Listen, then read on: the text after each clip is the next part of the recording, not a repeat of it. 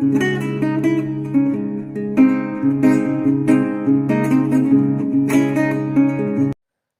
साथियों, कैसे हैं आप सब। ई अल्फ़ाबेट से संबंधित परिभाषिक शब्दावली प्रस्तुत कर रहे हैं। हमारे पास पहला शब्द है ई गवर्नेंस।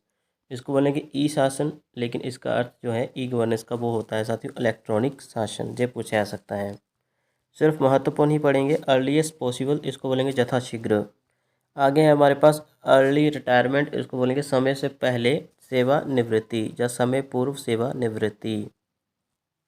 अगला साथियों इको फ्रेंडली, इकोलॉजी बोलते हैं इको को, ठीक है। इको फ्रेंडली, पर्यावरण अनुकूल। यदि हम अगला शब्द देखें इकोलॉजी, इसको बोलेंगे साथियों परिस्थितिकी, ठीक है। और जो इको शब्द था पीछे देखिए, इकोलॉजी होता है इसका अर्थ, ठीक है, परिस्थितिकी फ्रेंडली। पर्यावरण, इकोलॉजी का अर्थ यहाँ पर पर्यावरण से संबंधित ही है, ओके। मतलब जहाँ पर पर्यावरण का ध्यान रखा जाता है और जहाँ पर पेड़ पौधे ना काटे जाएं, ठीक है, और जीव जंतुओं को ना मारने दिया जाए, ओके, इसी को ही बोलते हैं इकोलॉजी। ताकि हमारा जो वन है, जंगल है, वो सामान्यतः अपनी स्थितियों में बने रहें। इसको वाक्य के माध्यम से समझेंगे।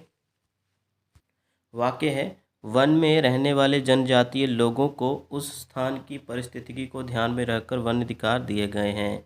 अभी साथी जनजातीय लोग कौन होते हैं? जो आदिवासी लोग आज भी जो जंगलों में रह रहे हैं, जो मध्य प्रदेश, उड़ीसा और भी ना जाने कितने राज्यों में रह रहे हैं, ठीक है। और परिस्थितिकी का अर्थ यही है कि उन लोगों को जंगल में लकड़ी काटने के आदेश तो हैं, लेकिन हाँ किसी जानवर को मारने के आदेश नहीं होते हैं। लेकिन लकड़ी भी वही जो सूखी होती है साथियों, वही काटने के आदेश होते हैं। मतलब पर्यावरण का पूरा अधिकार मतलब पूरा ख्याल रखा जाता है। कुछ अधिकार पर्यावरण के अनुसार उनको दिए जाते हैं, लेकिन हाँ कुछ पेड़ पौधों से जिनसे वो अपना रोज़गार चला सकते हैं, जिनके पत्तों से कोई दवाई या कुछ और प्रकार से जैसे कि एक तेंदुपत्ता होता है साथियों, उससे बीड़ी बनती है, तो उससे वो रोज़गार वगैरह चला सकते हैं। तो ये कुछ अधिकार उनको ज़रूर मिले हैं। परिस्थिति का ध्यान भी रखा जाता है, लेकिन ठीक है। इकोलॉजी का अर्थ जहाँ पर पर्यावरण की देखभाल की जाती है, पर्यावरण के अनुसार काम किया जाता है ताकि उसमें कोई छेड़खानी ना हो। आगे साथियों इकोनॉमिकल, इकोनॉमिकल का अर्थ होता है कम खर्चीला, सस्ता, मितव्ययी, किफ़ायती भी बोलते हैं इसको। आगे है इकोनॉमी, इसको बोलेंगे अर्थव्यवस्था या बचत, इकोनॉमी बोलते हैं। अगला है साथियों हमारे पास एडिटिंग, एडिटिंग बोलते हैं साथियों संपादन। अगला शब्द है साथियों हमारे पास एफिशिएंसी, एफिशिएंसी होता है साथियों क्षमता, ओके, कार्य कुशलता भी कह सकते हैं इसको, दक्षता, प्रवीणता, कार्य कुशलता आदि। आगे साथियों हमारे पास इलेक्टेड रिप्रेजेंटेटिव, इसको बोलेंगे चुने गए प्रतिनिधि या निर्वाचित प्रतिनिधि।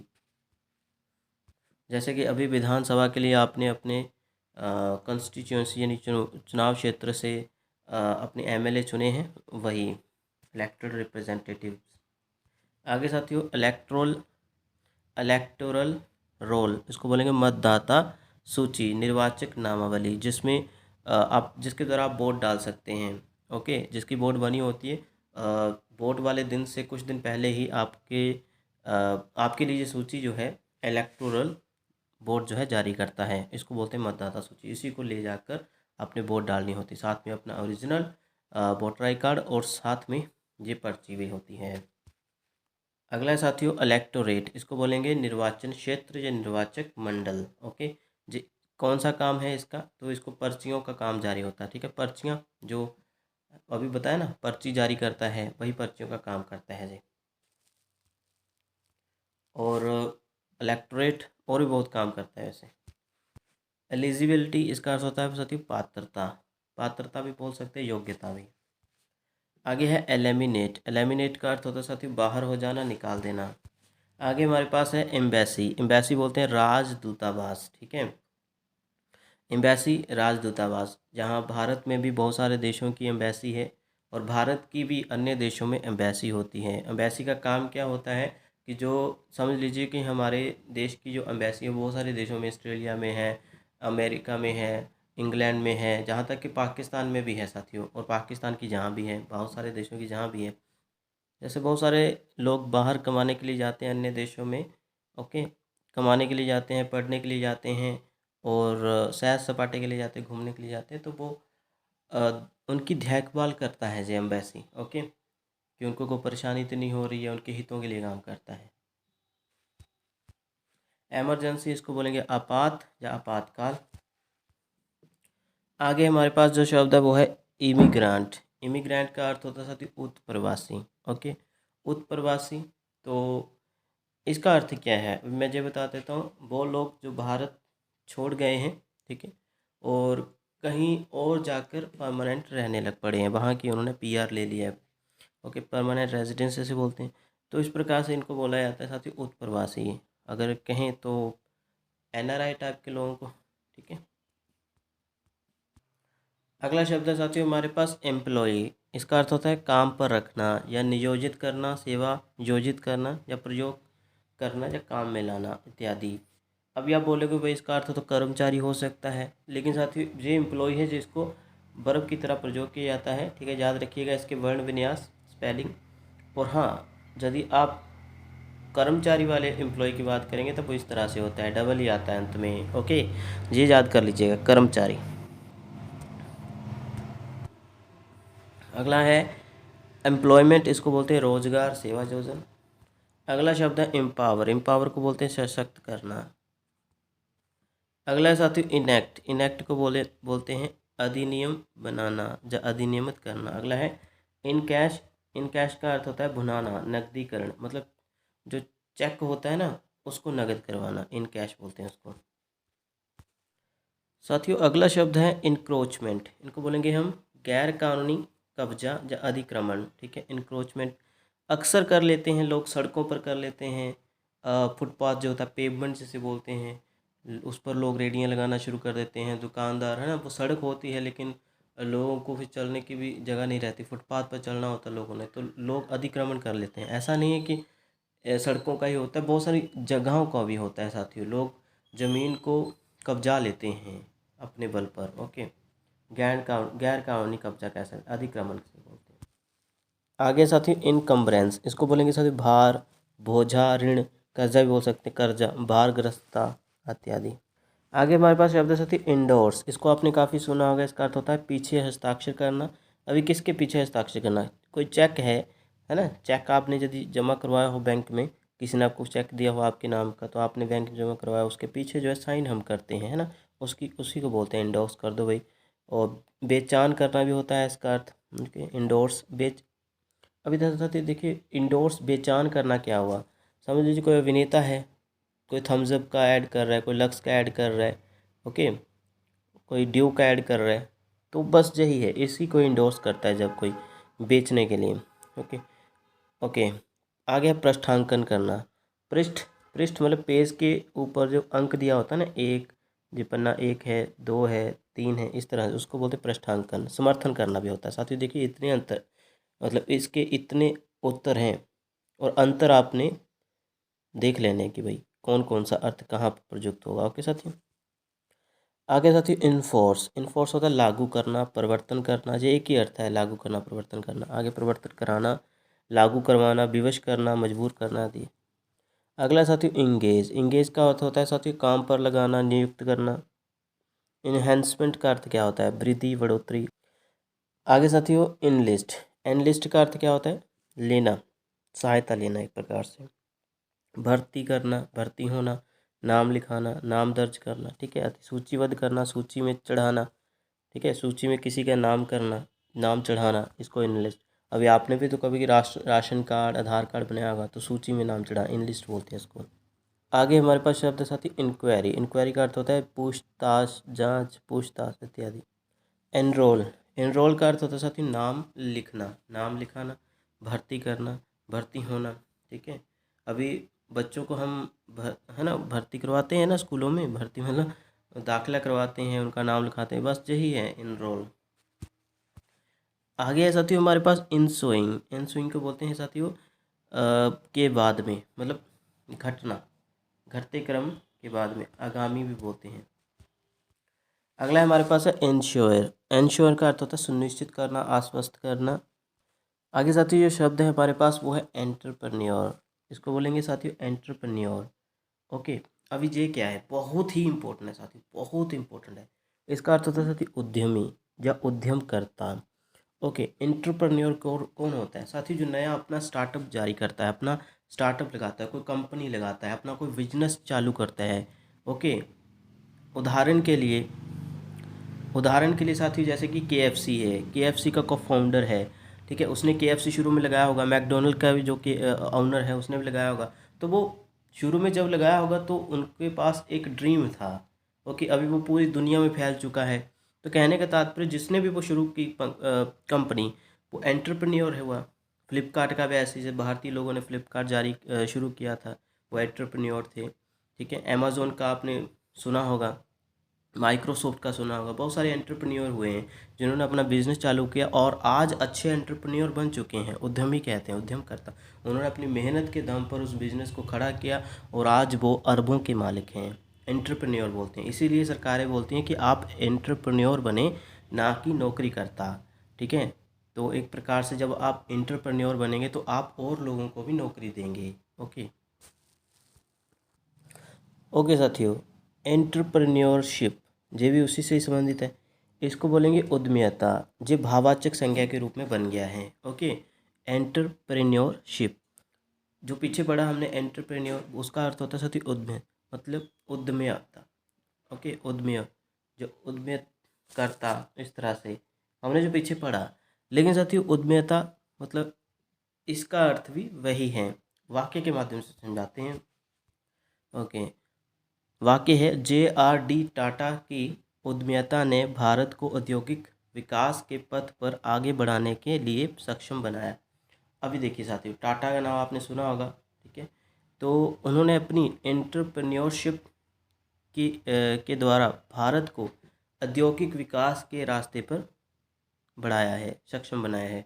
और आपको बता देते साथियों कि टाटा भारत की बहुत बड़ी कंपनी है। ठीक है, टाटा सॉल्ट आपने सुना, टाटा नमक सुना होगा। टाटा ब्रांड बहुत बड़ा है साथियों, गाड़ियों ट्रक्स चलते हैं इनके। ओके, और और भी बहुत सारे, साथियों देखिए, अभी तो टाटा इतनी बड़ी कंपनी है, जो आईपीएल कितना बड़ा इवेंट है।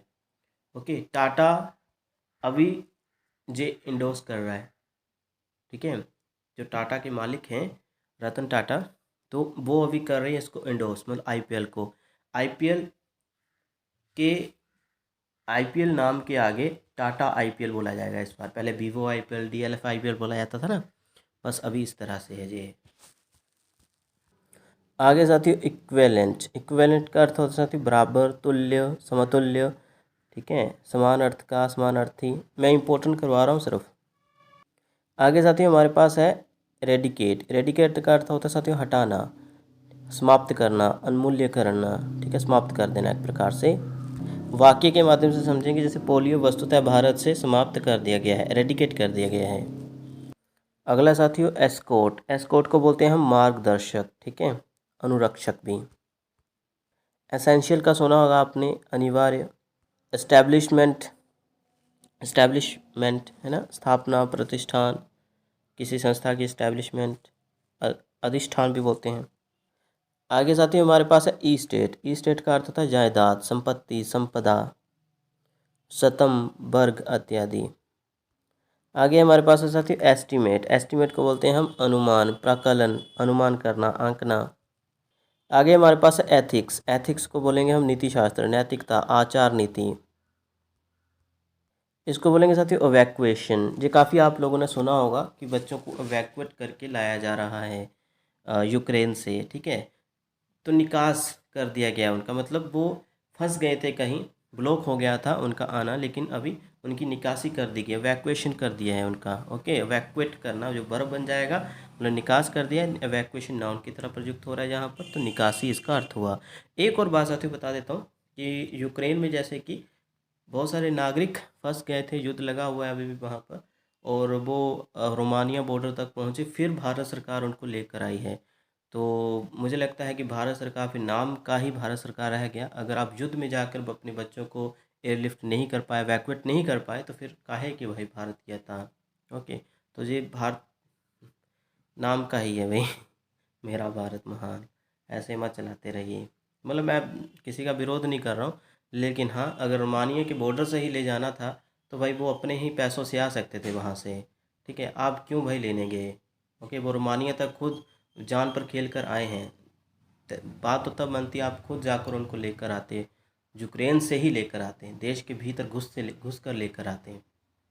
क्या जी, वो तो रोमानिया से तो खुद भी आ सकते थे। चलो, अगला शब्द है साथियों इवेड। इवेड होता है साथियों चोरी करना। क्या चोरी करना? चोरी कर चोरी करना आदि, कर यानी टैक्स, छिपाना, टैक्स छिपाना, ठीक है।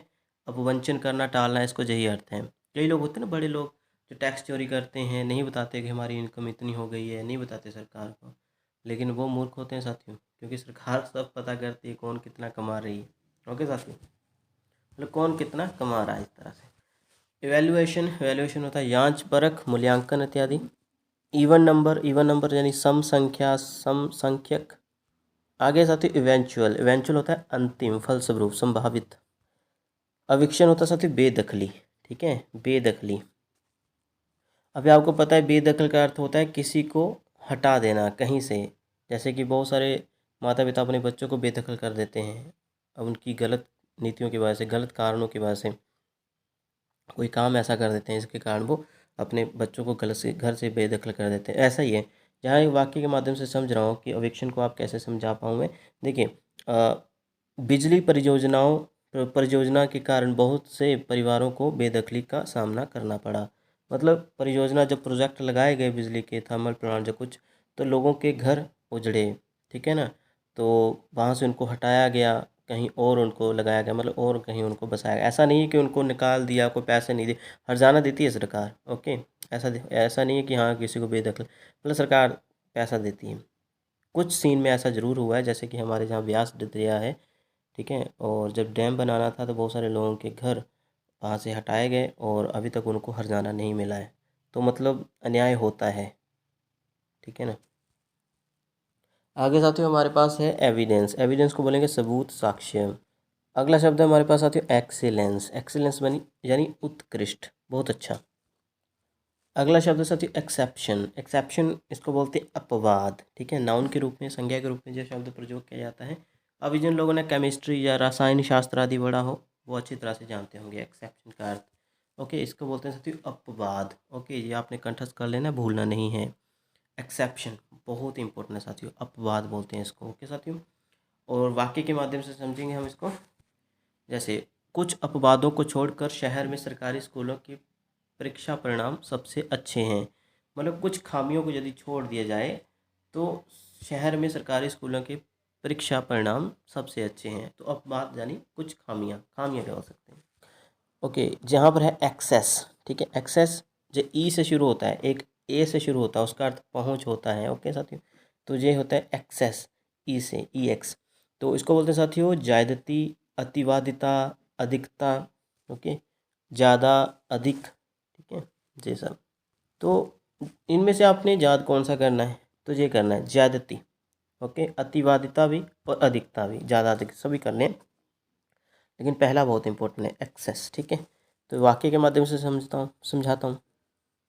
देखिए साथियों, स्वतंत्र प्रेस समाज में ज्यादतियों पर रोक लगाती है। स्वतंत्र प्रेस समाज में ज्यादतियों पर रोक लगाती है। ज्यादतियों यानी अन्याय, समझ गए भाई। एक होता है ज़्यादा, अधिकता, अधिक, ठीक है। एक ज्यादती भी इसका अर्थ होता है एक्सेस का, याद कर लीजिएगा साथियों। और दूसरी बड़ी बात कि स्वतंत्र प्रेस की बात ना ही करें तो अच्छा है भैया, ठीक है, समझ सकते हैं आप लोग, गुलाम मीडिया।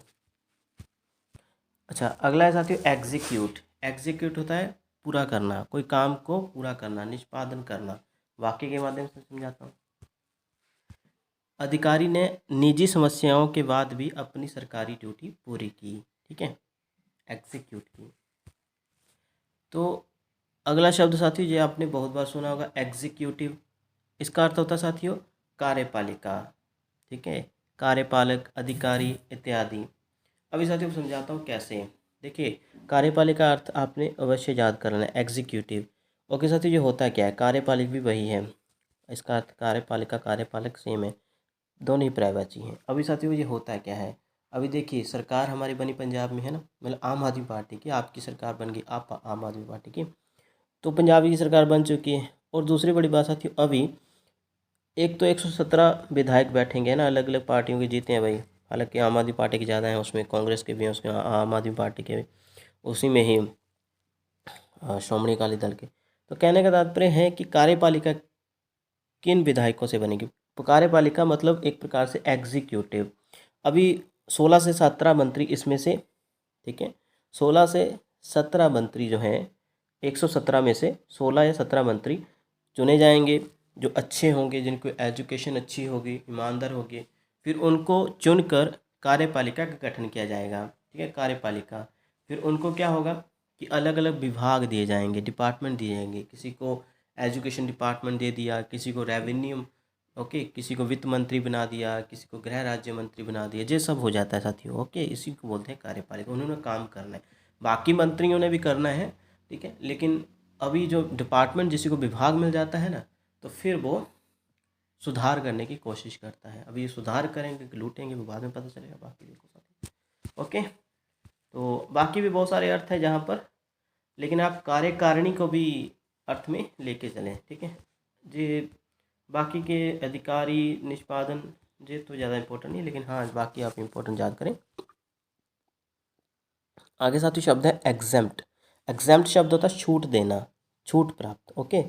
एग्जेम्प्ट ये वर्ब के रूप में प्रयुक्त हो रहा है, क्रिया के रूप में, एडजेक्टिव के रूप में छूट प्राप्त, यही होता है। एग्जेक्टिव भी विशेषण के रूप में भी ये प्रयुक्त हो सकता है और वर्ब के रूप में भी। अभी साथियों देखिए, एक बात मैं आपको समझाता हूँ। एग्जेम्प्ट छूट किस प्रकार की देना, कि जैसे कि 2364 ईटीटी कैडर आया है ना, उसमें कहा गया कि जो वॉलंटियर्स हैं, जो एडोब पर पढ़ा रहे हैं, गेस्ट पर पढ़ा रहे हैं, गेस्ट फैकल्टी वाले ईटीटी लेवल पर, तो उनको हम पीएस टेट की छूट देते हैं, पीएस टेट एग्जेम्प्ट कर देते हैं, ओके साथियों। तो इस तरह की छूट दी जाती है जब, ओके। आगे शब्द साथियों ये इंपॉर्टेंट है, एक्सहोस्टिव। एक्सहोस्टिव का क्या अर्थ है, संपूर्ण, पूरा, सर्वांगीण, ठीक है। एक्सहोस्टिव डेवलपमेंट यदि हम बोल देंगे, ठीक है, तो बोलेंगे हम एक्सहोस्टिव डेवलपमेंट, सर्वांगीण विकास, संपूर्ण विकास, पूरा विकास, ओके, इस तरह से।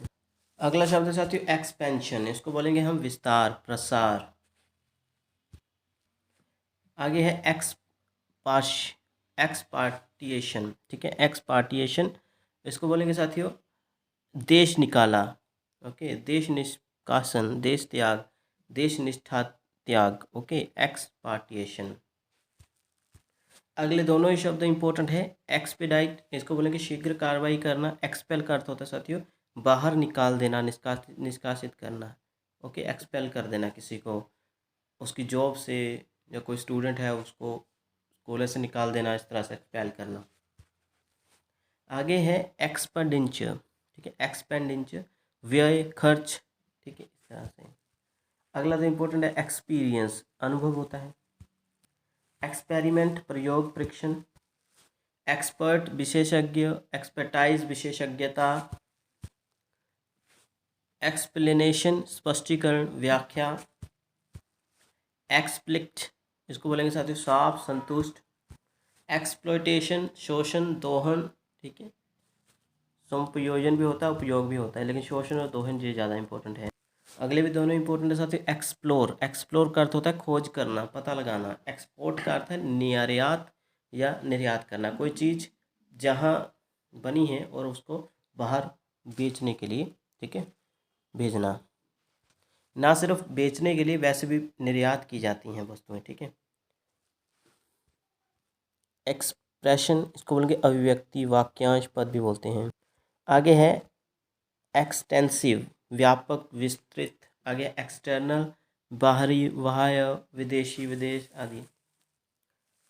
अगला है एक्स्ट्रा ऑर्डिनरी, असाधारण। एक्स्ट्रावेजेंट, इसको बोलेंगे फिजूल खर्च, अपव्यय। अगला है साथियों एक्सट्रीमिस्ट, उग्रवादी, चरमपंथी, अतिवादी। एक्सट्रीमिस्ट, टेररिस्ट भी। अंतिम है हमारे पास साथियों आज ई अल्फ़ाबेट से संबंधित, आगे और भी लाएंगे ई अल्फ़ाबेट से संबंधित, लेकिन इंपॉर्टेंट करवा दिए मैंने। आई विटनेस, आई विटनेस का अर्थ होता है साथियों प्रत्यक्षदर्शी, साक्षी, चश्मदीद आदि, गवाह, ठीक है। तो बस आज की वीडियो में इतना ही, अगला बहुत जल्दी प्रस्तुत करेंगे साथियों, धन्यवाद।